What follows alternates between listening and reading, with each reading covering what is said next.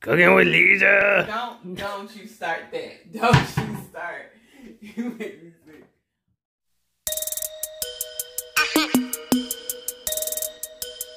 Alright, what's up? So, what are we cooking today?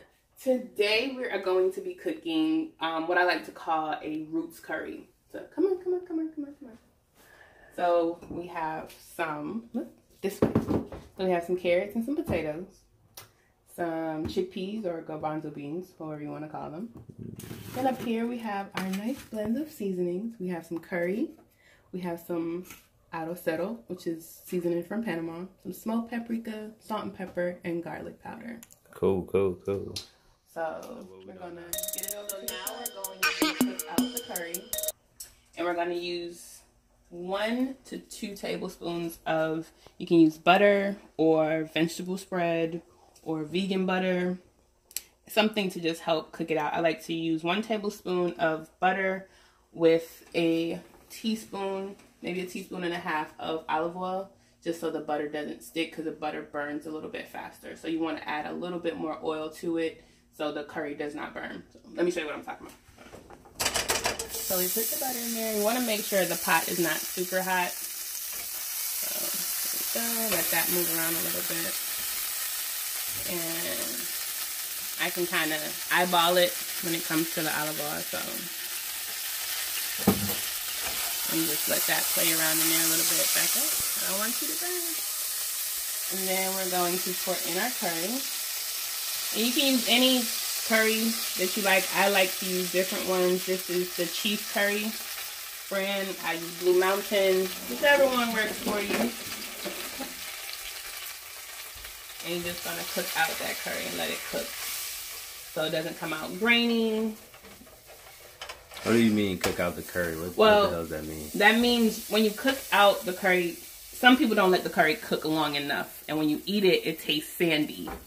Gotcha. So, and then this allows your flavors of the curry to come out. So anytime you cook a herb, a seasoning, any type of dry herb, it allows it to ferment, have a better flavor than just putting it in there and saying, okay, we're going to cook it for 10-20 minutes. Gotcha. It allows it to just taste a little bit better, and the flavors can be more dominant in the food itself.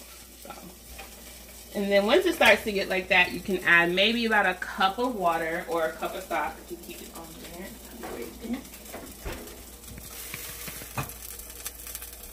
So, and you'll see that it's just, there we go. So this is going to cook down. Before we add anything else to it, we want to cook this first.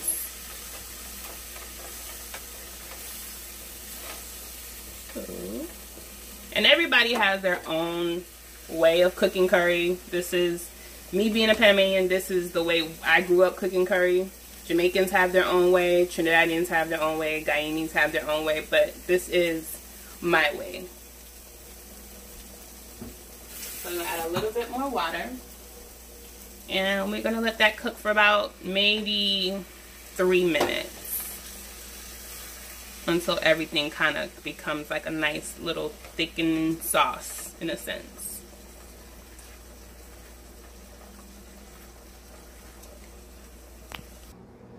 Want to come in a little closer? Come on. Okay. So this is the consistency that you normally want to get your curry to look like as a base. Now, we are vegetarians, so we're not adding any meat, meaning any chicken, turkey, pork, any kind of animal product in it. So our protein will come from the garbanzo beans. So we don't really need to put it in a lot of sauce because it's going to make its own water. So this is what I like to see for the base. So now from here, move that out the way. What I'm going to do is add my aromatics, meaning things that can heighten up the flavor. So I have a piece of garlic, which is I've smashed, which when you smash the garlic, it kind of opens up the flavor more. I don't really like to cut it up because it's going to mash away, or should I say melt away in the curry. So I'm gonna put that in there. And then I have some onions and an array of different color sweet peppers. So that's just gonna add a nice base to everything. Let me just go ahead and toss it all in there. Now again, there's oil already in the pot from before, so we don't really need to add anything else. So we're just gonna cook these all down together. With the curry, so that's just gonna sit and stew by itself for a little while. All right, what we got going on? So now that we have everything in the pot, our onions, our peppers, our garlic, and our curry, we're going to add more seasoning. What I personally like to do, I don't just like to add curry to any curry dish. I like to add different flavors. So I have my garlic powder, my salt and pepper blend, and our traditional Panamanian seasonings, which you can't buy anywhere other than Panama, but I get them. So which ones are which again? So this is called Sabor y Color, which means flavor and color in Spanish. This is smoked paprika. This is garlic powder. And this is a blend of salt and pepper.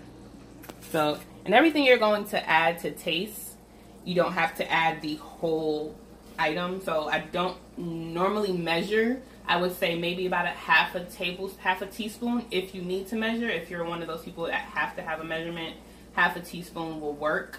But after the half a teaspoon of all the different ingredients, you continue to taste and alter to your taste, if that makes sense. Does that make sense?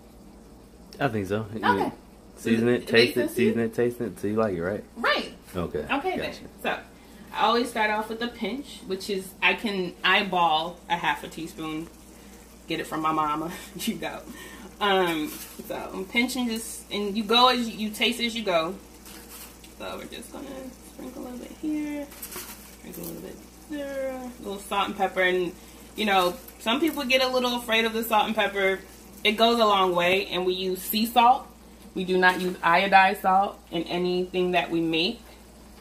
So, and it's because sea salt breaks down a little bit better in your digestive system. Okay, so we see how everything is just stewing together. So after we put the seasonings in there, what we're going to do, we're going to add our root vegetables. So that's our potatoes and our carrots. Since they take a little bit longer to cook, we're going to let them stew into the curry. And then after they have cooked and are fork tender, we will then add in our garbanzo beans. And we will be all set. Oh my God, they look so good. Like, if y'all can smell this right now, it smells amazing. Doesn't it? Mm-hmm. It smells delicious. It looks good. Very colorful. Well, you know, I like to cook with color because I feel like people eat with their eyes first. Like, you eat something, the first thing you do before you eat it is you look at it. So, and these are, and for all the meat eaters out there, you can do this the same thing you see with the potatoes. You dice up some chicken, you can do the same thing. We just don't eat no meat, so this is our way that we go. So we're gonna let this sit maybe about 10 to 20 minutes. Again, checking it periodically, seeing if it is fork tender. And then we add in our garbanzo beans. Since they are canned garbanzo beans, since we're not doing everything straight from the raw, we're going to go ahead and add those in last because they don't take as long to cook. So are we going to cover this or are we just going to leave it as is? We're going to start off, the first 10 minutes is going to be uncovered. Mm-hmm. And then the last 10 minutes, we're going to cover it. So it produces more water. Gotcha. With the potatoes in it or without the beans? Or? Without the beans in it, we're going to leave it. We're going to do it first, uncovered, with the potatoes and the carrots. Then we're going to put in the beans and we're going to cover it. Okay. Cool.